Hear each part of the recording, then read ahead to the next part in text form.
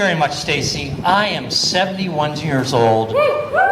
Yeah, from the insurrection capital of America, Washington, D.C. I love Washington, except it's getting so expensive. You wouldn't believe what it costs these days to buy a politician. And they're not worth it.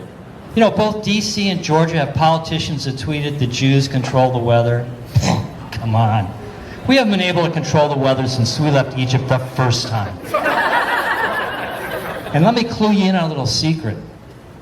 If we really had that superpower, we'd just keep Manhattan at a toasty 78 degrees. Jews and misery, Jews and misery, we go together throughout our history. We just love being down. We get sadder by the hour. And can you blame us? Throughout history, we have been blamed for having power we don't have. We don't control the banks, sir. We never did.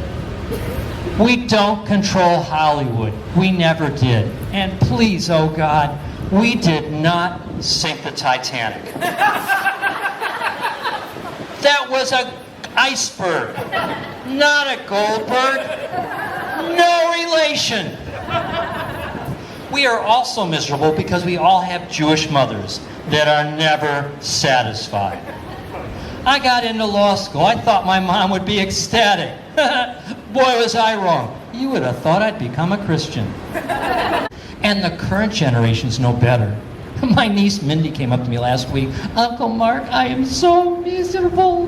My husband leaving, he doesn't let me be me. I should divorce the putz, I know. But then who would I blame for being so miserable? So Jews have been miserable so much through history. I'm wondering, if you're not miserable, can you truly be Jewish? I mean, Moses was famously miserable. Rodney Dangerfield made a career out of being miserable. And me? Keeping kosher didn't make me miserable enough. So I cut out gluten. But don't think we are all the same. Because one thing is definitely true. Jews cannot agree on anything. If you want 3 opinions? Ask 2 Jews. You want 5 opinions? Ask a rabbi. It's summer. Fresh, wholesome, healthful food. No preservatives. That goes bad so quickly. Sometimes I kind of miss preservatives. I buy a loaf of bread. 2 days later, sawdust. I gotta buy another one. I buy a nice avocado. 3 days later, mush. I gotta buy another one. I buy a nice, fresh fish. And I forget it in the fridge for a couple of weeks. I gotta buy a whole new refrigerator. My friend Walter here really thinks that by eating healthful food and exercising, that he's going to be able to avoid being old and decrepit. Walter, you're kidding yourself. I don't care how much kale you jam down that throat. I don't care how much pickleball you play. You got 2 choices in this life. Either die young, or you live long and fester. Hey, I don't like the fact that just because I'm over 70, people think I'm old. Look, I realize it, that a young man at 22 dreams of having a mistress who's young and sexy and will dress up like a nurse.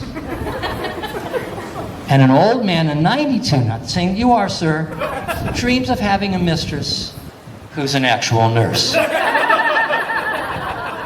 The young man really wants his mistress to knock his socks off. The old man, he'd be perfectly happy if she just put them back on. Look, old age is an attitude, not a number. And I'm not old. I walk my dog every day, twice a day, for 2 hours. All right, it should only be an hour and a half, but that dog stops every 10 minutes so I can pee. I'm Mark Palchik. Thank you very much.